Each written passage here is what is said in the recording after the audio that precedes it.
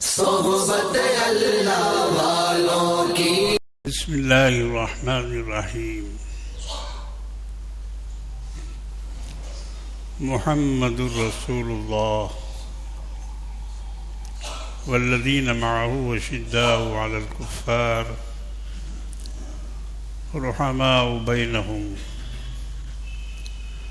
تراہم رکعا سجدا یبتغون فضلا من اللہ ورضوانا إلى آخر الآية۔ صدق الله العظيم ونحن على ذلك من الشاهدين والشاكرين۔ بزرگان ملت، مصلیان مسجد ہذا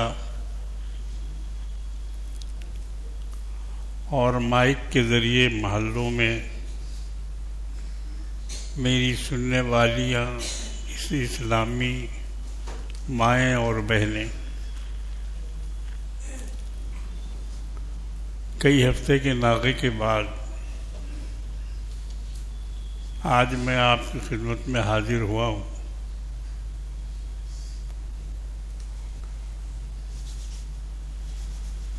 بیچ میں صحت اس قدر خراب ہو گئی کہ میں آنے کے لائق نہیں رہا۔ وائرل بخار کا سلسلہ تھا۔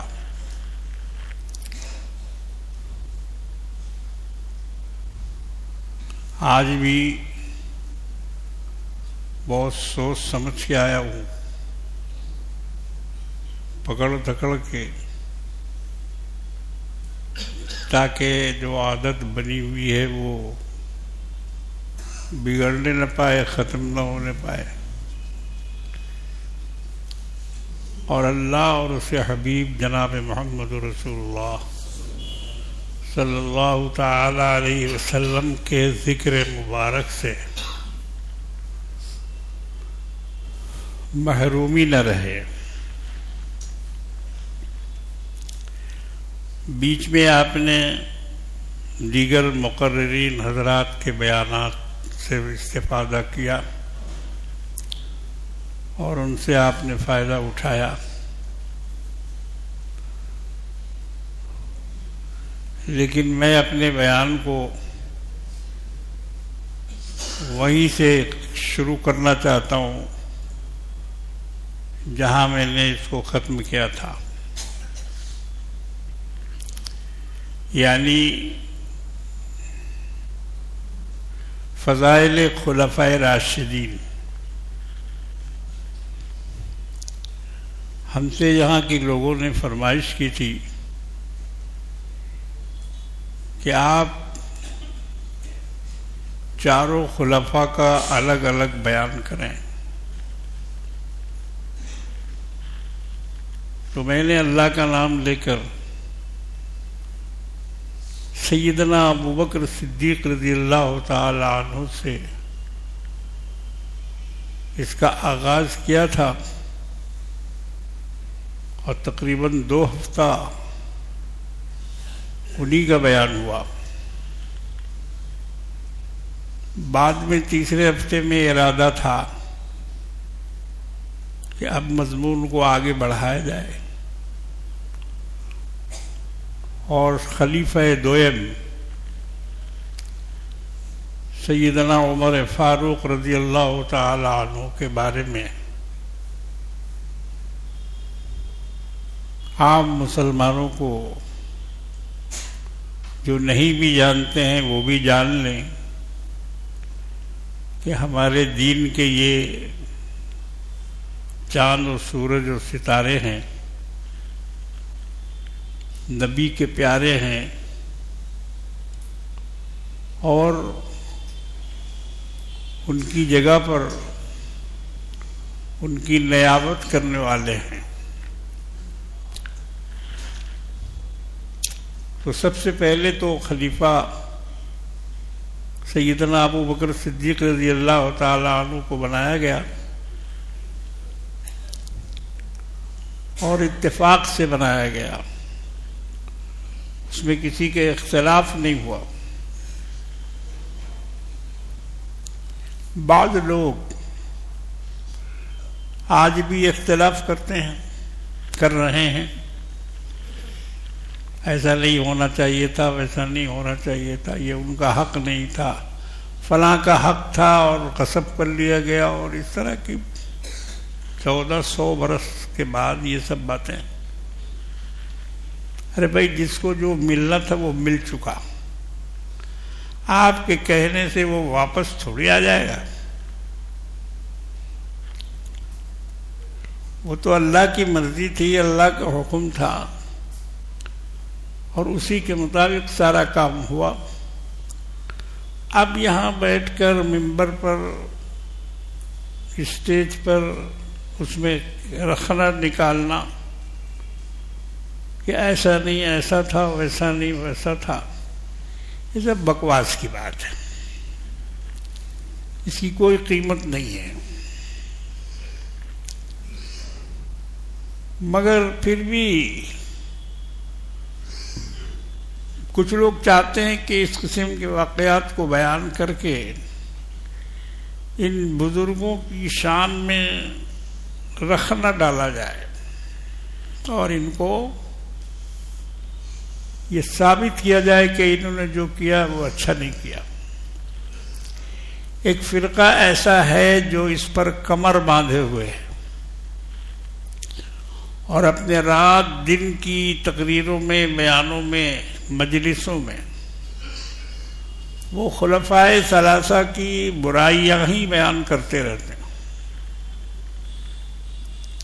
اور ہمارے سنی بھائی جو ہیں وہ ذرا کم پڑھے لکھے ہوتے ہیں، ان کی معلومات اتنی ہوتی نہیں ہیں. تو جب وہ کتابوں کے حوالے سنتے ہیں تو ان کے ذہن میں بھی اس طرح کی خرافات آنے لگتی ہے کہ ہو سکتا ہے کہ یہ جو بول رہا ہے یہی صحیح ہے. اس لیے اس کی تجدید کرنا ضروری ہے. اس کو اوور بائلنگ جس کو کہتے ہیں، تاکہ آپ کے ذہن میں کسی طرح کی کوئی گندگی، کسی طرح کا کوئی میل ان بزرگوں کے بارے میں پیدا نہ ہونے پائے. اس لیے کہ جو طبقہ مخالف ہے اس کا رات دن کا کام ہی یہی ہے، اور انہوں نے کچھ کیا ہی نہیں. اب بولنے سے تو بات لمبی ہو جاتی ہے. ان کا ایک آدمی بھی آج تک کعبہ کا امام نہیں بنا.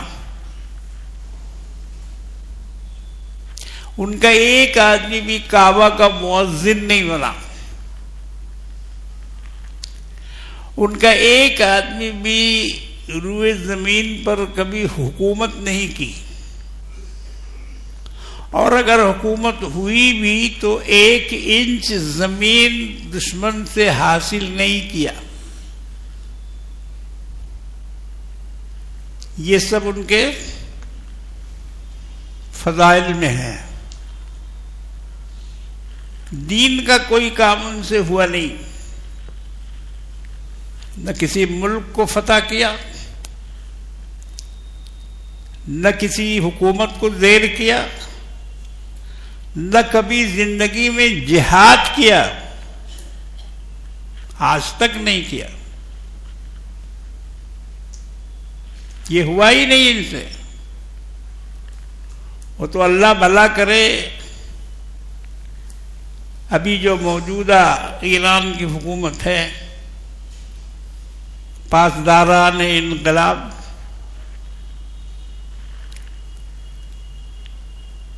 خامنئی، آیت اللہ خامنئی، جو اس وقت ایران کے صدر ہیں، انہوں نے بڑی ہمت سے کام لے کر اسرائیل سے ٹکر لی اور اس پر میزائل اور بم کی برسات کی، اور اس کے غرور کو چکنا چور کیا. یہ ایک پہلی مثال ہے ان کی 1400 برس کی تاریخ میں. 1400 سال کی تاریخ میں یہ پہلی مثال ہے کہ انہوں نے اسلام کے خلاف لڑنے والوں کا مقابلہ کیا، ورنہ اس سے پہلے کبھی نہیں کیا. اللہ نے ان کو فتح دی، اسرائیل منہ کے بل گرا، مگر اس نے فلسطینیوں پر اپنا ظلم بند نہیں کیا، ظلم ڈھاتا رہا. روزانہ ایک دن بھی اس کی بمباری ناغہ نہیں ہوئی. قرآن سے اس کو سمجھو کہ یہودی کون ہے. قرآن بتاتا ہے یہ ایسی قوم ہے کہ اللہ نے اس کے بارے میں بہت ساری صورتوں میں بیان فرمایا. اپنے پیغمبروں کو انہوں نے کیسے کیسے تکلیفیں دی، پیغمبروں کا قتل کیا، پیغمبروں کو مار ڈالا، کتابوں میں تحریف کر دی، توریت کو بدل دیا، انجیل میں الٹ پلٹ کر دیا. یہ بڑے کارنامے ہیں ان کے. اور خواب کیا دیکھ رہے تھے؟ خواب یہ دیکھ رہے تھے کہ پیغمبر آخر الزمان جناب محمد رسول اللہ صلی اللہ تعالی علیہ وسلم ان کے قبیلے میں پیدا ہوں گے، بنو اسماعیل میں سے، بنو اسحاق میں سے. بہت دن سے اس کا انتظار کر رہے تھے، مگر ہوا الٹا. اللہ نے بنو اسماعیل میں حضرت ابراہیم علیہ السلام کی نسل کو چلایا،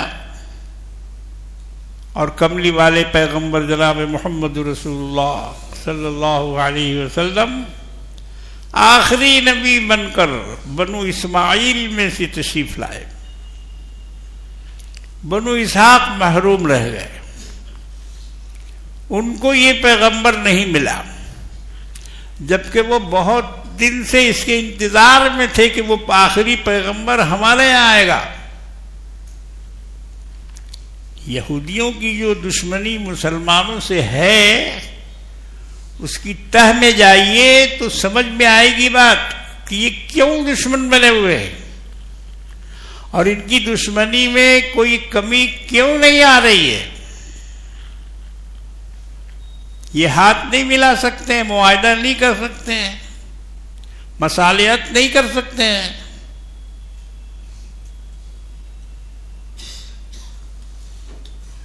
نہیں کر سکتے ہیں. اس کی وجہ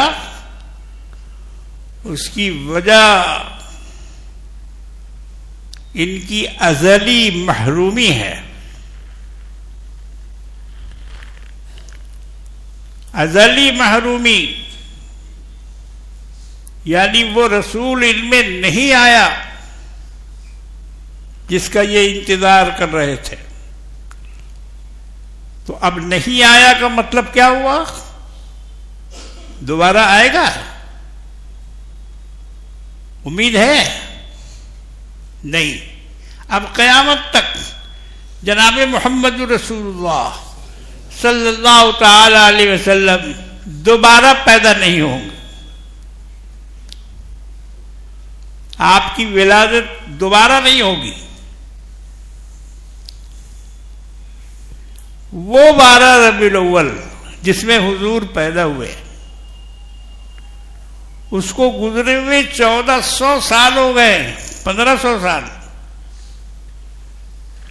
ابھی جو ربیع الاول منایا جا رہا ہے یہ نیا ربیع الاول ہے، وہ نہیں ہے جس میں پیدا ہوئے تھے.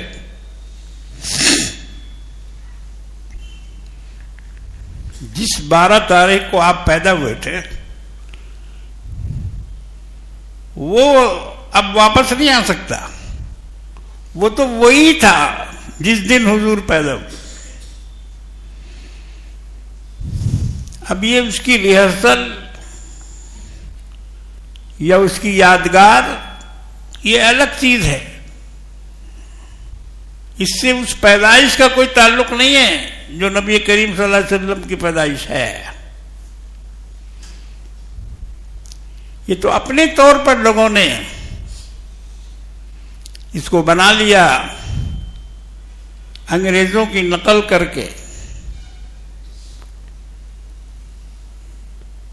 اور اس میں کیک بھی کاٹنے لگے, ہیپی برتھ ڈے یا رسول اللہ بھی کہنے لگ گئے. میں نے ایک جگہ تقریر میں یہ بات کہی جو لوگوں کو بہت برا لگا, اور انہوں نے میرے خلاف سوشل میڈیا میں خوب اچھالا, خوب گالیاں دی.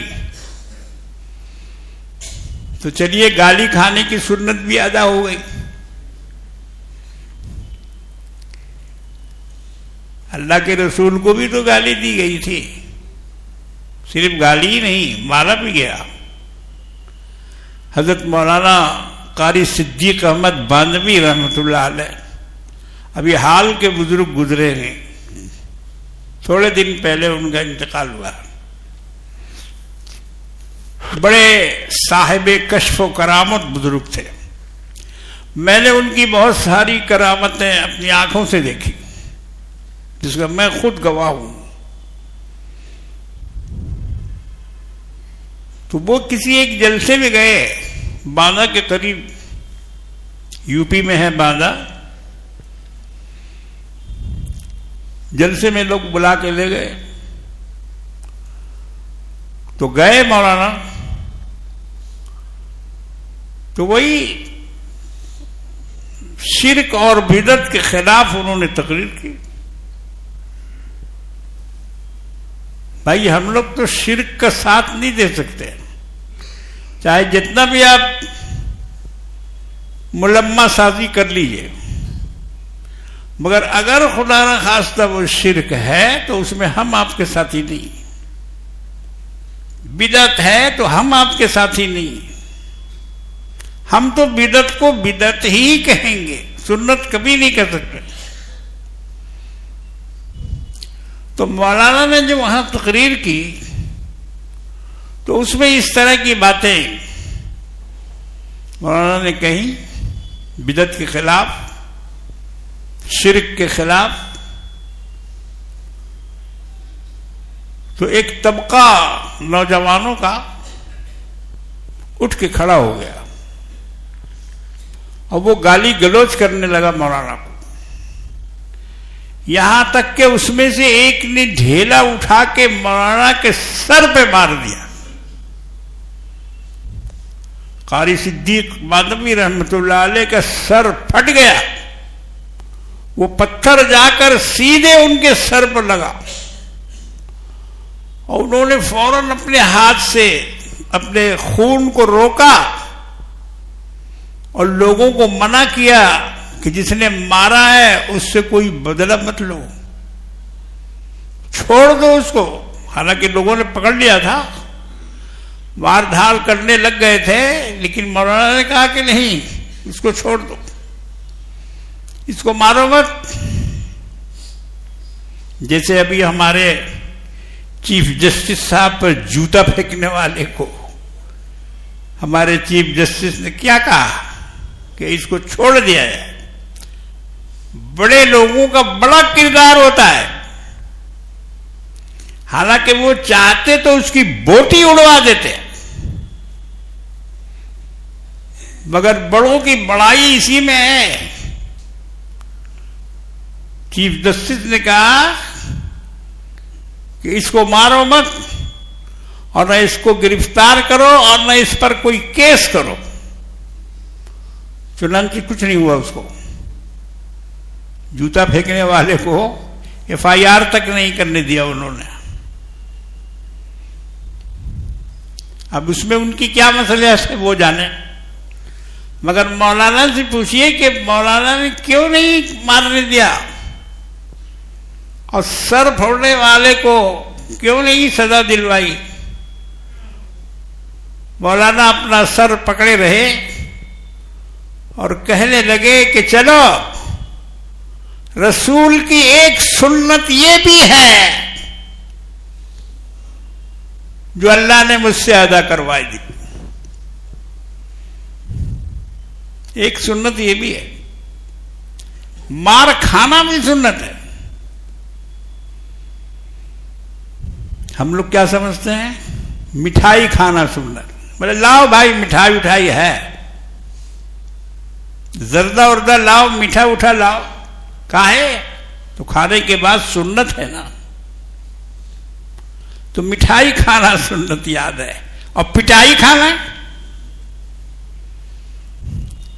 پٹائی کی سنت یاد نہیں، اس کو بھول گئے.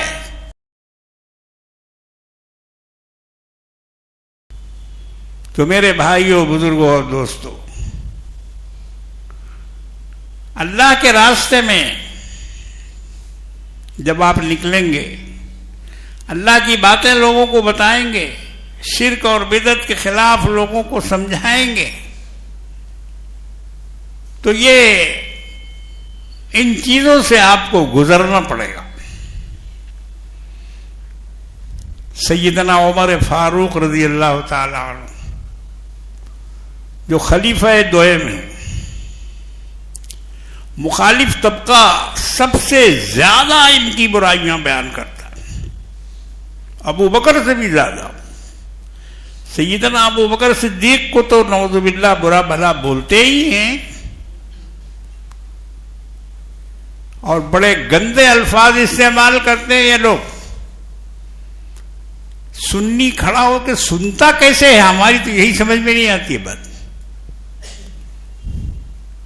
سنی لوگ کیسے کھڑے ہو کے سنتے ہیں اور وہ گالیاں بکتے جاتے ہیں؟ میں نے تو آج تک برداشت نہیں کیا ان کی گالی.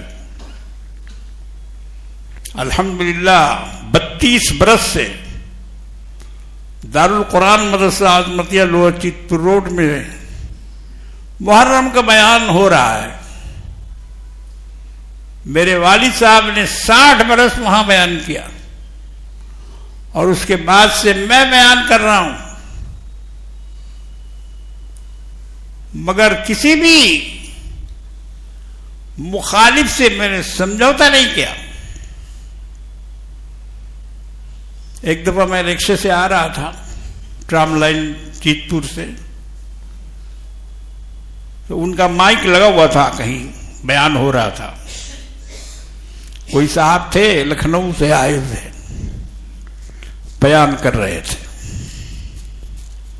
میں اس کے الفاظ آپ سے نقل نہیں کر سکتا.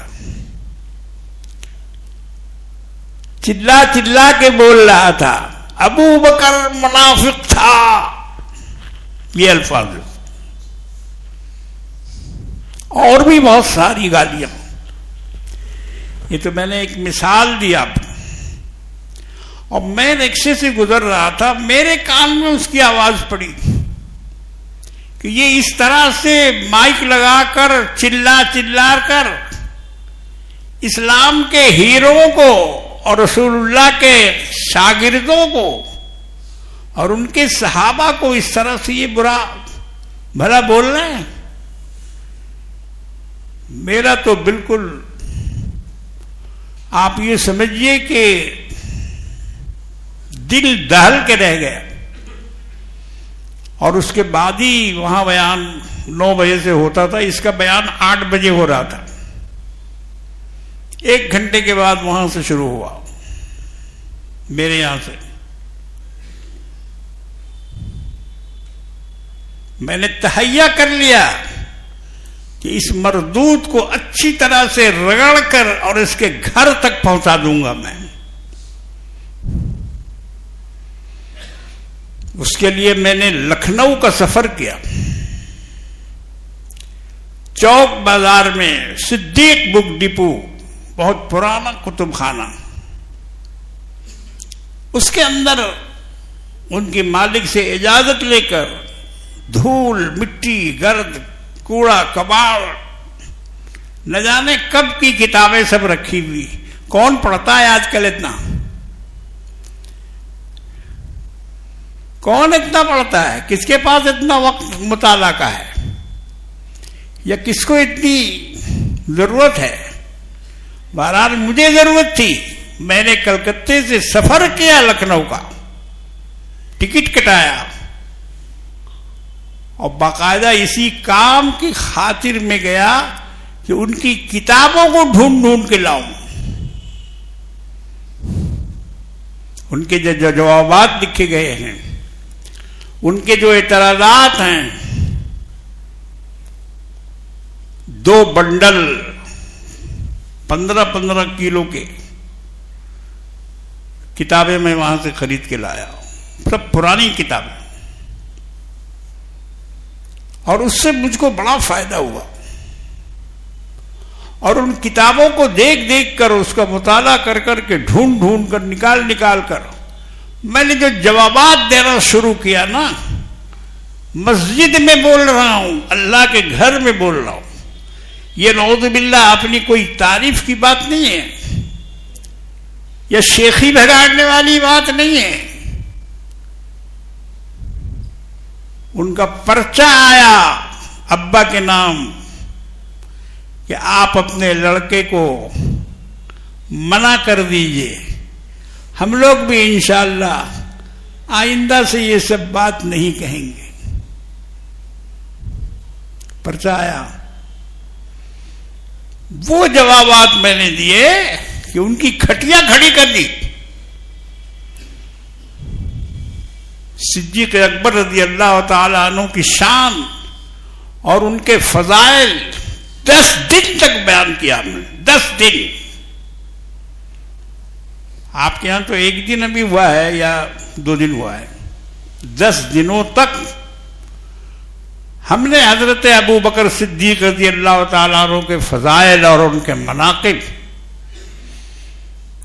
نبی کریم صلی اللہ تعالی علیہ وسلم سے ان کی محبت، ان کا تعلق، ان کا رشتہ، وہ سب کچھ تفصیل کے ساتھ ہم نے بیان کیا، اور الحمدللہ بہت سارے لوگوں کی سمجھ میں بات آئی۔ وہاں بیان کرنا بڑا مشکل تھا صاحب، میں آپ کو بتا رہا ہوں، روزانہ کوئی نہ کوئی سوال بھیج دیتا تھا، قاری صاحب آپ نے کل یہ کہا، اس کا جواب دیجئے، امیر معاویہ میں اور امام حسن میں جنگ کیوں ہوئی، اس کا جواب دیجئے۔ اسی طرح کے سوالات تاریخی، روزانہ کوئی نہ کوئی پرچہ میرے پاس آتا ہی تھا، اس کا جواب دیجئے آپ۔ مگر جب سے وہ بیان میرا ہوا 10 دن والا، الحمدللہ پرچہ آنا بند ہو گیا، ورنہ ان لوگوں نے پریشان کر کے رکھا تھا۔ آپ کیا سمجھتے ہیں حق بولنا کیا آسان ہے؟ چاپلوسی کرنا آسان ہے، حق بولنا آسان نہیں ہے۔ روزانہ کوئی نہ کوئی سوال، ارے ایک مرتبہ تو حد ہو گئی، ایک بوڑھا،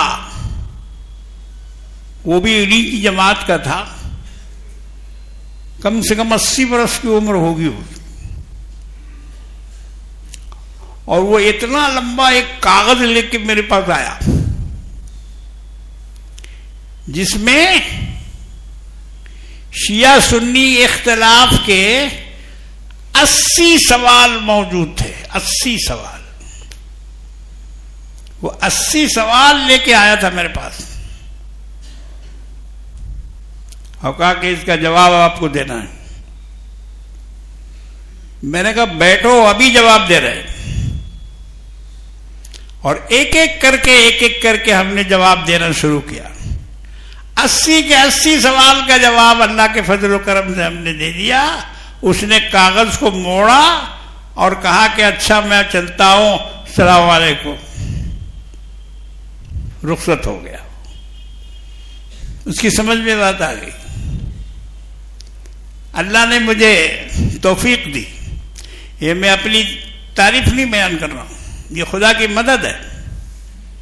اہل حق کے ساتھ یہی معاملہ ہوتا ہے. پہلے حق پر قائم ہو کے تو دیکھو، اس پر جم کے تو دیکھو. اللہ فرماتے ہیں ان الذین قالوا ربنا اللہ ثم استقاموا، جن لوگوں نے کہا کہ اللہ ہمارا پروردگار ہے اور پھر اس پر جم گئے. ان الذین قالوا ربنا اللہ، جن لوگوں نے یہ کہا کہ اللہ ہمارا پروردگار ہے، ثم استقاموا، اور کہنے کے بعد اس پر جم گئے. کوئی ان کو وہاں سے ہلا نہیں سکا، کوئی ہٹا نہیں سکا، نہ کوئی بابا نہ کوئی بوبو نہ کوئی پیر نہ کوئی ملنگ ان کو اس سے دگمگا نہیں سکا. ان الذین قالوا ربنا اللہ، جن لوگوں نے کہا کہ اللہ ہمارا پروردگار ہے، ثم استقاموا، اور اس کے بعد وہ اس پر جم گئے مستقل.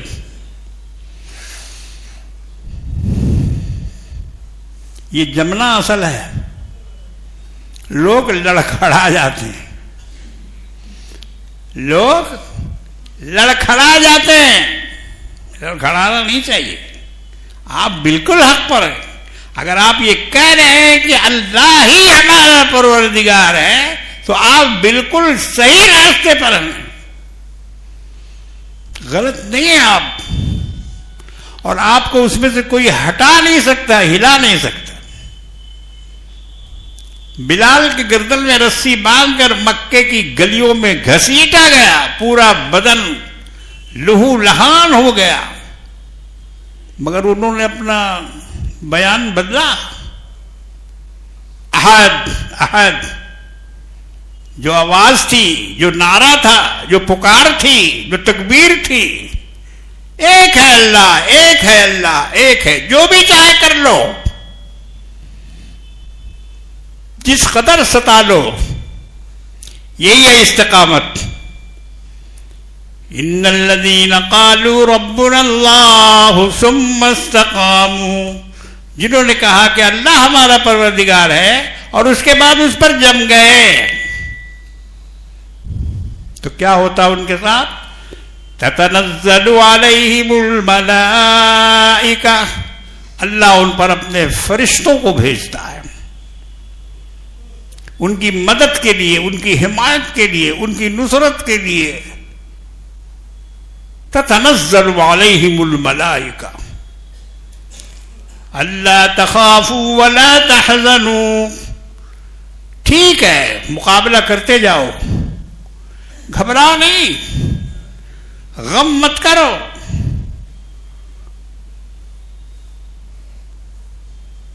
اور ان کو بشارت دیتے ہیں جنت کی. وَأَبْشِرُوا بِالْجَنَّةِ، خوشخبری سناتے ہیں جنت کی کہ یہ جو صبر کر رہے ہو، یہ جو تکلیفیں اٹھا رہے ہو، یہ تمہیں جنت کی بشارت دینے کے لیے ہم آئے. وَأَبْشِرُوا بِالْجَنَّةِ الَّتِي كُنْتُمْ تُوعَدُونَ، وہ جنت جس کا وعدہ تم سے کیا گیا ہے. فلسطینیوں نے تو یہی کیا.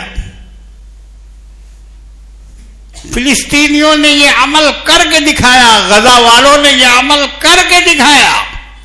صحابہ کے دور کو واپس لے آئے غزہ والے، بلال کے دور کو واپس لے آئے، صہیب کو ان کو دور کو واپس لے آئے.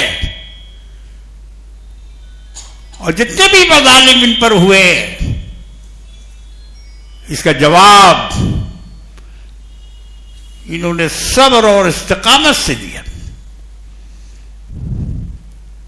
اکثریت ان میں حافظ قرآن کی تھی، جو آپ دیکھتے ہیں لاکھوں کی تعداد، جو شہیدوں کی جو تعداد دیکھتے ہیں نا، ان شہیدوں میں اکثر بیشتر حفاظ اور قراء تھے.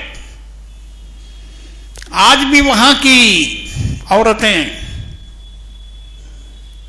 بچوں کو گود میں لیے رہتی ہیں اور قرآن کی تلاوت کرتی رہتی آج بھی. ان میں قرآن پڑھنے کا پڑھانے کا ایک جذبہ ایک شوق اور حفظ کرنے کا. تو وہ قرآن پڑھتے پڑھتے شہید ہوتی ہیں, شہادت ان کو نصیب ہوتی ہے. آج بھی اسرائیل ان کو چھوڑ نہیں رہا, معاف نہیں کر رہا. کہیں پانی کے لیے بیٹھی ہے عورتوں میں, وہاں پر بم مار دیتا ہے. کہیں کھانا کے لیے لائن لگی ہوئی ہے, وہاں بم مار دیتا ہے. یہ اتنا بڑا ظالم ہے جس کو یہودی بولتے ہیں. اور قرآن میں ان کے ظلم کا تذکرہ ہے کہ یہ مسلمانوں کے لیے بہت ہی ظالم. تو بہرکیف سیدنا ابو بکر صدیق رضی اللہ تعالی عنہ, ان کے سامنے یہودیوں کی کچھ نہیں چلی, اور 2.5 برس خلافت کرنے کے بعد وہ اس دنیا سے تشریف لے گئے اور اپنا ایک خلیفہ نامزد کر دیا کہ میرے بعد عمر خلیفہ ہوں گے. حضرت عمر کو خلیفہ ابو بکر نے نامزد کیا تھا, شورا نہیں ہوئی تھی, کوئی کمیٹی نہیں ہوئی تھی, بلکہ خود خلیفہ وقت نے حالات دیکھ کر حضرت عمر رضی اللہ تعالی عنہ کو ٹٹول کر ان کی نیکیاں, ان کا جذبہ اسلامی, ان کی غیرت اسلامی, غیرت ایمانی, ان کا قرآن سے لگاؤ, قرآن سے شغف, 23 مقامات پر انشاءاللہ اگلے ہفتے اگر موقع رہا تو میں ان کے فضائل بیان کروں گا آپ کے سامنے. 23 جگہوں پر جو عرش پر اللہ نے کہا وہی عمر نے زمین پہ کہا, اور جو زمین پہ عمر نے کہا اللہ کا وہی فیصلہ عرش سے آیا. 23 مقامات پر قرآن نے موافقت کی سیدنا عمر فاروق رضی اللہ تعالی عنہ. میں اس میں سے ایک مفصل قصہ یہاں امیر حمزہ کا بیان کر چکا ہوں, شاید آپ کو یاد ہو یا نہ ہو. اب تو وقت ختم ہو گیا, انشاءاللہ اگلے جمعے میں آپ کو یاد دلا دوں گا کہ حضرت عمر رضی اللہ تعالی عنہ بار بار منع کر رہے تھے کہ یا رسول اللہ یہ شراب کب حرام ہوگی, کب اس پر پابندی لگے گی, کیونکہ لوگ پی پی کے نماز کے لیے بھی آ رہے تھے. اس وقت حرام نہیں ہوئی تھی. پھر بعد میں نماز سے منع کیا گیا, لا تقربوا الصلاۃ وانتم سکارا, اے ایمان والو نماز کی حالت میں پی کے مت آیا کرو. اسٹیج بائی اسٹیج شراب کو حرام کیا گیا, لیکن پھر بھی حضرت عمر کی رائے یہ تھی کہ اس کو بالکل حرام ہونا چاہیے, ایک دم اس کو بند ہونا چاہیے. کب بند ہوا؟ حضرت امیر حمزہ کے واقعہ میں. بہرحال اللہ نے چاہا تو اگلے ہفتے اس کی تفصیل میں آپ کے سامنے اللہ کے فضل و کرم سے رکھنے کی کوشش کروں گا. آج کے لیے بس اتنا ہی. اللہ تبارک و تعالی ہم سب کی مدد فرمائے, ہم سب کو دین پہ چلنا آسان فرمائے. وآخر دعوانا